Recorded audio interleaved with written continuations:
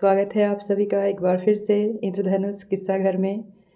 अभी तक आपने पिछले अध्याय में ये देखा कि संतोष कैसे अपने छोटे शहर के विचारों को नए शहर से थोड़ा सा बदलता हुआ, नई नई चीज़ें सीखता हुआ और नए नए अध्याय सीखता हुआ अपनी ज़िंदगी के पड़ाव पे आगे बढ़ रहा है।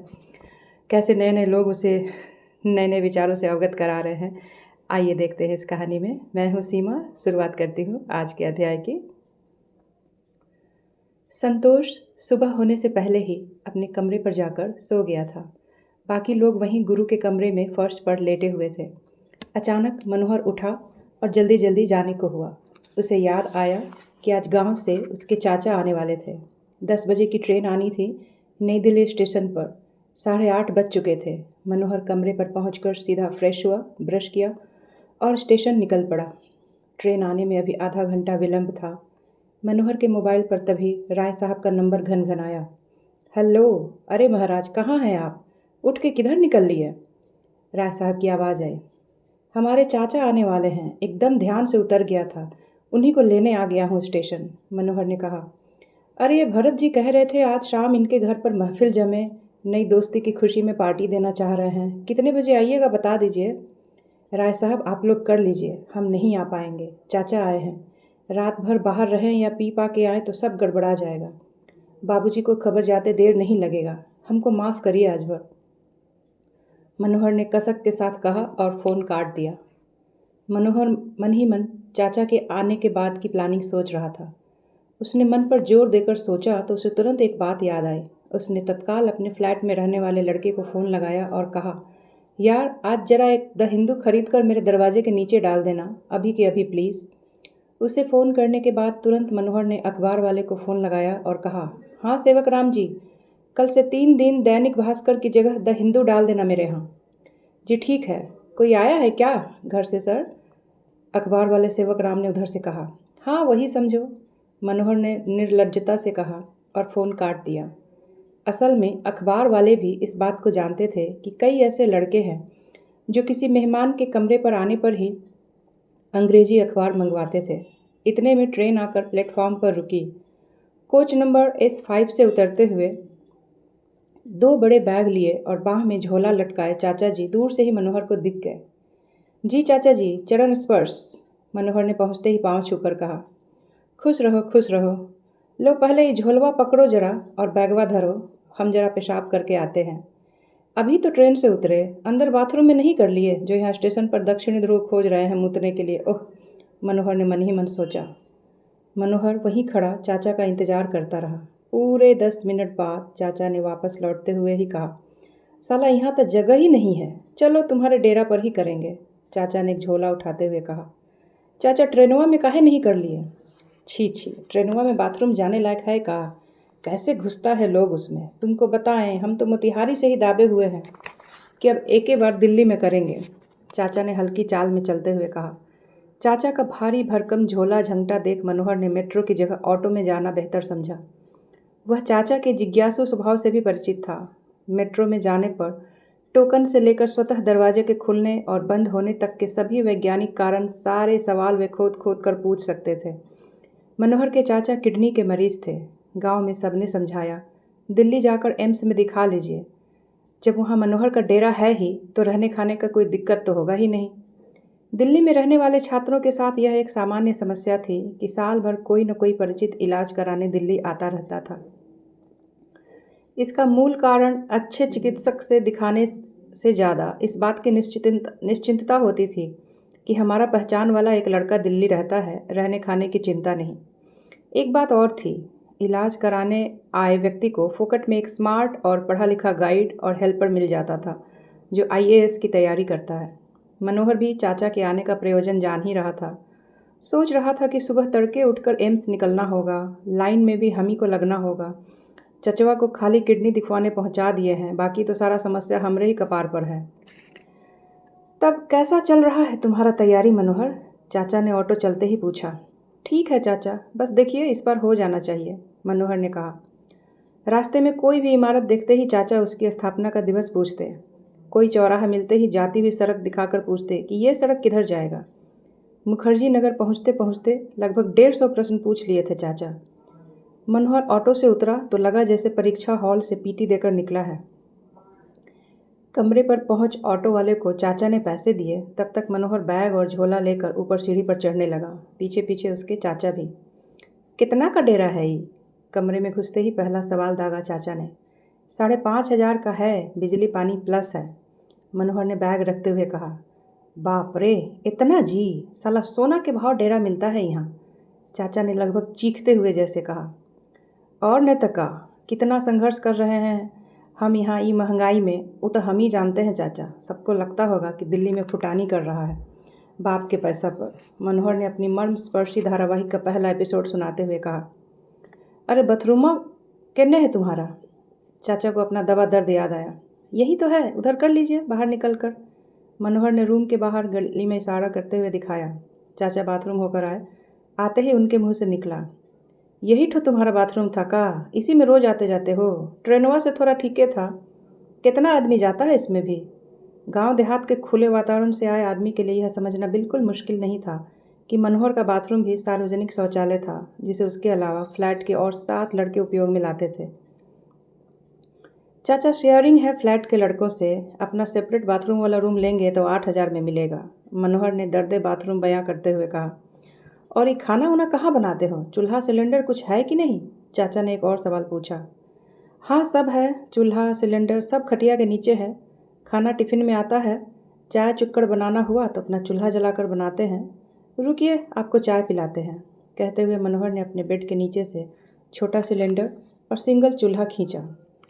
एक सिविल अभ्यर्थी का यह संघर्ष देख चाचा का दिल पसीज गया। उन्होंने तुरंत चूल्हा बेड के अंदर धकेला और कहा, नहीं नहीं, चलो चाय बाहर ही पी लेंगे, कुछ खाने का भी ले आएंगे। मनोहर ने चैन की सांस ली, क्योंकि न दूध था, न चाय पत्ती, न चीनी और न सिलेंडर में गैस। असल में पेय के तौर पर कभी भी मनोहर ने चाय लेना उचित समझा ही नहीं था। उसकी जगह पर वह हमेशा रेडीमेड ठंडी बोतल प्रेफर करता था। चाचा जी बैग खोलकर अपना ब्रश, तौलिया, जांघिया और गंजी निकालने लगे। ट्रेन से उतरे थे सो नहाना चाहते थे। अभी अपना साजो सामान लेकर मुड़े ही थे कि उनकी नज़र दीवार पर सटे सटे बड़े पोस्टरों पर पड़ी। एक तरफ की दीवार लेडी गागा, शकीरा और ब्रिटनी स्पीयर्स के पोस्टर से कवर थी, दूसरी तरफ स्वामी विवेकानंद और एपीजे अब्दुल कलाम की तस्वीरें चिपकी हुई थी। ये सब का साटे हो भतीजा, किसका फ़ोटो है? चाचा ने हल्की मुस्कान के साथ पूछा। ये लोग खाली अंग्रेजी में गाती हैं, ये सब हॉलीवुड की गायिका हैं, दुनिया में नाम है इन लोग का। आपके अनुराधा पौडवाल और साधना सरगम से 1 करोड़ गुना बड़ा नाम है। वो तो यहाँ तैयारी करने आए तो इन लोगों का नाम के बारे में पता चला, नहीं तो मामूली गांव देहात में तो लोग इस सब का नाम भी नहीं सुने होंगे। आर्ट और कल्चर में इससे प्रश्न भी पूछ देता है कभी कभी, ऐसे थोड़े लगाए हैं। मनोहर ने झेपते हुए ही सही पर उन देवियों के महत्व को समझाते हुए अपनी बात रखी। अच्छा, ये लोग ए माइक को इस तरह से टेढ़ा करके छाती से काहे लगाए हैं? गजबे गजब लीला है भाई, चाचा ने चुहलबाजी वाले अंदाज में कहा। चाचा वो सिंगिंग पोज है, ये मुखिया जी का भाषण थोड़े है 15 अगस्त वाला, जो माइक सीधा कर खड़ा होकर सावधान पोजीशन में बोलेंगी। इसमें आपको गाना के अनुसार अपने साथ माइक भी नचाना होता है। भारत में ऐसा बस एक ठो हनी सिंह ही करता है, और कोई माई के लाल नहीं हुआ है अभी जो इस तरह का आर्ट जानता हो। चाचा ये सब आगे बहुत इम्पोर्टेंट होने वाला है, देखिएगा, मनोहर ने समझाते हुए कहा। ठीक है, लेकिन 1-2 ठो देवी देवता के भी फोटो लगा लो, नुकसान नहीं हो जाएगा, कहकर चाचा बाथरूम की तरफ बढ़े। बाथरूम अंदर से बंद था और एक लड़का बाल्टी तौलिया लेकर बाहर भी खड़ा था। चाचा समझ गए कि उनका नंबर अभी लेट है, सो अपनी बाल्टी वहीं रखकर नंबर लगा अंदर कमरे में आ गए। वहाँ तो तत्काल के टिकट जैसा लाइन लगल है, कहकर चाचा बेड पर आकर बैठ गए और टंगी शर्ट की जेब से खैनी निकाल कर रगड़ने लगे। अच्छा 10 मिनट में हो जाएगा चाचा, तब तक पेपर पढ़ लीजिए। आज गलती से हिंदी वाला अखबार भी दे दिया है, बढ़िए रहा, मनोहर ने पेपर बढ़ाते हुए कहा। चाचा को पेपर देख खुद द हिंदू लेकर कुर्सी पर बैठ गया। मोबाइल में हल्की आवाज़ में अंग्रेजी गाना लगा दिया। मनोहर ने एक कलम उठा, पेपर को अंडरलाइन करना शुरू किया। चाचा अपना अखबार रख एकटक मनोहर को अंग्रेजी अखबार में डूब कर पढ़ता देख रहे थे। 4-5 साल मुखर्जी नगर में तैयारी करने के बाद हिंदी माध्यम के विद्यार्थी को अंग्रेजी अखबार देखने का लहजा तो आ ही जाता है। मनोहर के अखबार देखने के हाव भाव और कलम से किसी किसी वाक्य को अंडरलाइन करने की कला को देखकर उसे कोई भी अंग्रेजी का प्योर विद्वान कह सकता था।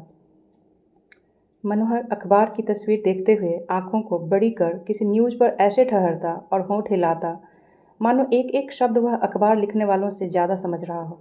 मनोहर के चाचा उसके इस पाठन सौंदर्य पर मंत्रमुग्ध हुए जा रहे थे।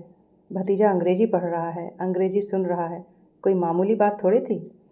सामान्य तौर पर हिंदी पट्टी के परिवार और समाज के लिए अंग्रेजी वो पतित पावन धारा थी जो हर पाप धो देती थी। अगर अंग्रेजी जानते हैं तो फिर आपका सब अच्छा बुरा इस आवरण में ढक सकता है। अंग्रेजी जानने वाला वहाँ सियारों के बीच लकड़बग्घे की तरह होता है। गांव से बाहर गांव से बाहर पढ़ने जाने वाले बच्चे की योग्यता भी बस इसी बात से मापी जाती थी कि इसने अंग्रेजी कितनी जानी। आईएएस की तैयारी करने वाले अभ्यर्थियों के अभिभावकों की भी यह लालसा सदा बनी रहती थी कि बच्चा कलेक्टर बने, पर अंग्रेजी में बोलेगा तो बढ़िया कलेक्टर बनेगा। मनोहर वैसे ही अंग्रेजी फोबिया वाले हिंदी समाज से आया था, जहाँ अंग्रेजी भाषा नहीं, बौद्धिकता और विद्वता का शिलाजीत था। जिसने इसे पिया वही बुद्धिमान है, वही विद्वान है। वह अंग्रेजी के इस संजीवन गुण को खूब जानता था, इसलिए उसने भी चाचा के आते ही उन पर अंग्रेजी गैस का धुआं छोड़ दिया था कि अगर कुछ ऊंच नीच देख भी लें तो अंग्रेजी के नशे में बाबूजी को सुनाने के लिए कुछ याद न रहे। मनोहर ने इन्हीं सब बातों को ध्यान में रखकर पूरा इंग्लिश इंग्लिश माहौल बना रखा था कमरे में। एक तो वह अपने चाचा के हर टॉपिक पर पूछे गए यक्ष प्रश्नों से परेशान था। वह सोच रहा था कि काश इनकी किडनी की जगह इनका हार्ट खराब होता और सौभाग्य से फेल हो जाता तो कम से कम प्रश्नों के इस अतिरिक्त सिलेबस से मुक्ति तो मिलती। हालांकि उसका अंग्रेजी बम काम कर गया था। अभी तक सवाल पर सवाल दागने वाले चाचा अब इस इंग्लिशिया माहौल में चुपचाप खटिया पर बेंग की तरह बैठ गए। वे लगातार बस मनोहर को निहारे जा रहे थे। वे नहाना भूल गए। मनोहर को चाचा के मनस्थिति का पूरा भान था। वह अब खेल पृष्ठ का पन्ना देख रहा था। आखिरी पन्ना बदलने के बाद अखबार को मेज़ पर रखा और चाचा की तरफ पलटते हुए कहा, चलिए चाचा, बाथरूम खाली हो गया होगा, आप नहा लीजिए। हाँ चलो। अच्छा, इंग्लिश तुम्हारा बहुत बढ़िया हो गया है। हाँ, यहाँ का पढ़ाई लिखाई में तो होना ही है। मनोहर अब समझ चुका था कि उसका इंग्लिश इंद्रजाल कायम हो चुका है। अब चाचा थोड़े शांत रहेंगे। चाचा नहा कर आए और बाहर घूमने की इच्छा व्यक्त की। मनोहर जानता था कि अभी 3 दिन उसे चैन नहीं मिलने वाला। उसने विस्तार से बताया कि दिन भर में उसे 3 क्लास के अलावा एक टेस्ट की स्पेशल क्लास भी लेनी पड़ती है, लेकिन वे चिंता न करें, वहाँ उनके लिए वह सारी कक्षाएं छोड़ सकता है। वह अपना कीमती समय तत्काल चाचा के लिए देगा। इस तरह उसने एक भारी भरकम नैतिक बोझा चाचा के माथे पर रख दिया। ऐसा है मनोहर बाबू, तुम अपना समय खराब ना करो। कल एम्स जाना है भोरे भोरे। आज तुम अपना क्लास कर लो, हम यहीं रहते हैं रूम पर। अपना पढ़ाई बर्बाद मत करो, चाचा ने बाल झाड़ते हुए कहा। मनोहर का हर दांव सही बैठ रहा था। मनोहर ने तुरंत टिफ़िन वाले को फ़ोन कर एक एक्स्ट्रा टिफ़िन लाने को कहा और एक कॉपी 2 किताब हाथ में लिए चाचा के पाँव छू क्लास को निकल लिया, जो उसे दिन भर किसी मित्र के कमरे पर करनी थी। जाते जाते उसने चाचा को ताला चाबी देते हुए समझा भी दिया कि अगर थोड़ा घूमने फिरने का मन करे तो ताला लगा सड़क पर घूम आए। उसे आने में रात 7-8 बज जाएंगे। दोपहर का समय था। गुरु कमरे पर लेटा हुआ था कि तभी बाहर उसने विमलेंदु की आवाज़ सुनी। उठकर दरवाज़ा खोला। आओ यार विमलेंदु, कैसे हो? अचानक अभी दोपहर में? गुरु ने कुर्सी से तौलिया और अखबार हटाते हुए कहा। हाँ गुरु भाई, इधर आया था एक लड़के से नोट्स लेने को, सोचा तुमसे मिलता चलूँ, विमलेंदु ने कुर्सी पर बैठते हुए कहा। विमलेंदु यादव यूपी के बलिया का रहने वाला था। पिता किसान थे। वह पढ़ने में एक ठीक ठाक छात्र था। हालांकि स्नातक उसने बनारस हिंदू विश्वविद्यालय से द्वितीय श्रेणी में ही किया था, पर अपनी मेहनत और ईमानदारी से की गई रणनीतिक पढ़ाई की बदौलत उसने 2 बार आईएएस की मुख्य परीक्षा दे दी थी और एक बार तो साक्षात्कार तक भी पहुंच चुका था। गुरु से उसकी खूब पटती थी और सिवाय इस बात के कि वह शराब पीने का घोर विरोधी था, उसके एक चचेरे भाई की मौत शराब पीने की वजह से हो गई थी। उसने शराब के कारण अपने परिवार को बर्बाद होते देखा था। शराब और किसी भी तरह के नशे से वह कोसों दूर था। उसे सिर्फ एक बात का नशा था, वह अपने पिता के पसीने की भेजी कमाई को सफलता के अमृत में बदल देना चाहता था। शायद ही कोई ऐसा पल आया हो जब उसकी नज़र से संघर्ष करते और खेत में हल लेकर जाते हुए उसके पिता की तस्वीर ओझल हुई हो। वह इस तस्वीर को बदल देना चाहता था। गुरु ने चाय चढ़ा दी। विमलेंदु वहीं बैठा कुछ किताबें उलटकर पलटने लगा। तभी संतोष भी आ पहुंचा। अभी तक उसने कहीं कोचिंग के लिए एडमिशन भी नहीं लिया था। अभी कमरे पर ही एनसीईआरटी की किताबें पढ़ रहा था। राय साहब ने पेंसिल से अंडरलाइन कर नोट्स बनाने को समझाया था। संतोष अभी भी उसी योजना को पूरा करने में लगा हुआ था। चाय पियोगे? संतोष के अंदर आते ही गुरु ने पूछा। हाँ पी लूँगा, थोड़ा दीजिएगा, संतोष ने कहा। अरे विमलेंदु, ये संतोष है, अभी अभी कुछ दिन पहले आया है। कोचिंग लेना है इसे, कहाँ फंसा दिया जाए, कोई आइडिया दो, गुरु ने हंसते हुए कहा। विषय क्या है इनका? एक तो इतिहास है जो इसका पुश्तैनी है, ये लेकर आया है, और एक इसे यहाँ हासिल करना है। हिंदी की वकालत राय साहब करके गए हैं, जबकि इसके एक परिचित समाजशास्त्र सुझाए हैं। गुरु ने स्थिति स्पष्ट करते हुए कहा। विमलेंदु सारी बातों को सीधे तौर पर ले रहा था। उसका गुरु की शैली पर ध्यान नहीं जा रहा था। उसने संतोष को कुछ संस्थानों के नाम बताए, कोचिंग से जुड़े कुछ और भी सुझाव देने लगा। तब तक गुरु ने चाय कप में डाल दी थी। अब कोचिंगों का चरित्र चित्रण होने ही वाला था। वैसे कोचिंग का सिलेक्शन में सीमित ही महत्व है। मैं तो कहता हूँ कि बिना कोचिंग किए भी तैयारी करके सफलता प्राप्त की जा सकती है, विमलेंदु ने चाय सुड़कते हुए कहा। भाई विमलेंदु, जरा एक नए आए विद्यार्थी के नज़रिए से सोच कर देखो। ये कैसे संभव है कि हम किसी को कोचिंग न लेने की सलाह दे दें?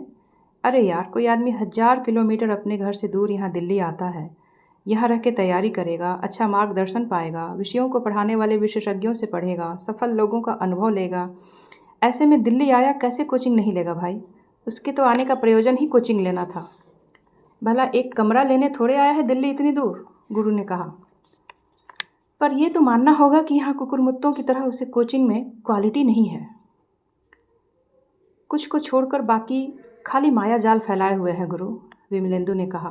तुम्हारी बात एकदम सही है, लेकिन ये सब तुमने कोचिंग लेने के बाद ही जाना ना। तुमने कोचिंग करके ही जाना ना कि वहाँ एडमिशन लेकर पढ़ना बेवकूफ़ी है। तुमने कुछ छलिए से पढ़ने के बाद ही जाना ना कि कौन सा टीचर यहाँ सच में बेहतर है। सो जान लो विमलेंदु, कोचिंग एक आवश्यक बुराई है, इससे कोई नहीं बच सकता। तुम्हारे जैसे मेरे विचार बनने में 5 साल लगे, दर दर भटके, माथा धुने, तब जाके आज समझे हो, गुरु ने ठंडी हो चुकी चाय का कप उठाते हुए कहा। हाँ साला, 2-3 साल तो ये समझने के लिए ही कोचिंग लेना होता है कि अब कौन सी कोचिंग में एडमिशन लेना अच्छा होगा। जब तक ये समझ में आता है तब तक पैसा और समय दोनों खत्म हो चुका होता है, विमलेंदु ने बड़ी कोफ्त के साथ कहा। संतोष चाय का कप हाथों में लिए दोनों की बातों को सुन रहा था। उसे समझ में नहीं आ रहा था कि आखिर कोचिंग किस तरह का माया जाल है। वह तो यह सोचकर आया था कि कोई 1-2 कोचिंग पकड़कर साल भर में अपनी नैया पार लगा लेगा, पर यहाँ इन दोनों की बातों ने तो उसके मन में कोचिंग को लेकर अजब सा रेखा चित्र खींच दिया था। कभी कभी उसे लग रहा था कि कहीं ये दोनों अपनी असफलता का फ्रस्ट्रेशन तो नहीं निकाल रहे। फिर सोचता कि नहीं यार, इन दोनों ने इंटरव्यू दिया है, भला इनके अनुभव को कैसे दरकिनार किया जाए। वह तो सोच रहा था कि वह भाग्यशाली है कि उसे शुरू में ही ऐसे लोग मिल गए हैं जो सालों साल गंवा कर अच्छी कोचिंग का पता लगा चुके हैं। उसे बस नाम जानकर एडमिशन लेना था। लेकिन संतोष शायद इतना भी सही नहीं सोच रहा था। हमको क्या करना चाहिए, कोचिंग लें कि नहीं? और लेना हो तो कहाँ से ले गुरु भाई, संतोष ने पूछा। नहीं लें? अरे ये तो आज तक हुआ ही नहीं कि कोई मुखर्जी नगर आए और इतना भाग्यशाली हो कि बिना पैसा लुटाए, बिना कोचिंग में फंसे सेलेक्ट होकर चला जाए। यहाँ एलियन भी आएगा ना तो उसको भी पहले कोचिंग में एडमिशन लेना होगा, तब बाद में उसकी कोई बात सुनेगा कि वो एलियन था, गुरु ने हंसते हुए कहा। और हाँ, जब वो बताएगा कि मैं तो एलियन हूँ, मैं कैसे पढ़ूँगा, मेरी फ़ीस वापस कर दीजिए, तो उसे भी ये कोचिंग वाले समझाते हैं कि अब आ गए हो तो क्लास कर लो, क्या पता सिलेक्शन हो जाए। भैया, हार फार के एलियन भी बिना फीस वापस लिए अपने ग्रह जाता है यहाँ से। विमलेंदु के कहते ही सब ठहाका लगाने लगे। ठहाका थमने के बाद संतोष तो कोचिंग की कल्पना तक से ही सिहरने लगा था। बड़ी मुश्किल से एक बार कोचिंग का पैसा जुगाड़ कर पिताजी ने उसे भेजा था। एक बार 50-60 हज़ार की कोचिंग लेने के बाद उसे पता चले कि उसने गलत जगह कोचिंग ले ली तो फिर शायद ही कहीं और पढ़ पाएगा। यह सब उसके दिमाग में चल रहा था। घबराओ नहीं यार, यहाँ सब के सब ठग ही नहीं हैं, कई अच्छे टीचर भी हैं। विषय सोच लो और जाके एडमिशन ले लो, जल्दी पढ़ो जम के, गुरु ने उसके धड़कते दिल को थामते हुए कहा। अच्छा, मैं चलता हूँ अब, और हाँ, मेरा नंबर रख लो संतोष भाई, ज़रूरत हो तो फ़ोन कर लेना। विमलेंदु ने गुरु से विदा लिया। संतोष का अभी तक विषय तय नहीं हुआ था। गुरु ने उसे जल्द सोचकर एडमिशन लेने की सलाह दी और सिगरेट जलाकर इंडिया ईयर बुक पलटने लगा। संतोष वापस अपने कमरे पर चला गया। कमरे पर आने के बाद संतोष ने एनसीईआरटी की इतिहास की किताब निकाली और 5 मिनट कुर्सी पर बैठा। फिर बेड पर गया और किताब को छाती पर रखकर लेट गया। गुरु और विमलेंदु की बातें ठीक लगने पर भी उसका मन उसे मानने को तैयार नहीं था। उसने सोचा एक बार खुद जाकर जानकारी ले लें। दूसरों की बातों से निर्णय लेना ठीक नहीं। ये सब तो वर्षों से बैठकर पढ़ लिए हैं और तब जाकर कोचिंग को गरिया रहे हैं। हम तो अभी आए ही हैं। बेसिक की जानकारी के लिए कोई भी कोचिंग देख लेंगे, बाकी तो आगे खुद की मेहनत ही काम आएगी। आखिर संतोष की सोच ठीक उसी रास्ते पर जा रही थी जैसा गुरु ने थोड़ी देर पहले बका था, पर संतोष को उसका तनिक भी भान नहीं था। कुछ देर बाद संतोष ने सोचा क्यों न राय साहब को बुलाकर कोचिंग देखी जाए। उनकी कुछ टीचर से अच्छी पहचान भी है।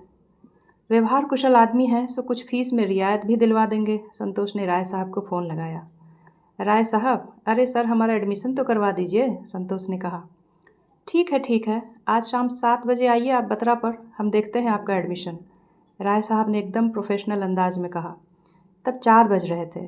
संतोष कोचिंग की जानकारी के लिए छटपटा रहा था। उससे रहा नहीं गया, वह उसी समय बतरा निकल गया। तो आज के लिए इस कहानी का यही अंत करते हैं। अगले अध्याय के साथ अगले वीडियो में मैं फिर आप सभी से मिलती हूँ, जल्दी ही उपस्थित होती हूँ। तब तक के लिए आप सभी अपना अच्छा ख्याल रखें और अपने जैसे साहित्य में रुचि रखने वाले लोगों के साथ इस वीडियो को शेयर करते रहें। ये कहानी आपको कैसी लगती है कमेंट सेक्शन में मुझे ज़रूर अवगत कराएं और मेरा हौसला बढ़ाएं। Thank you so much.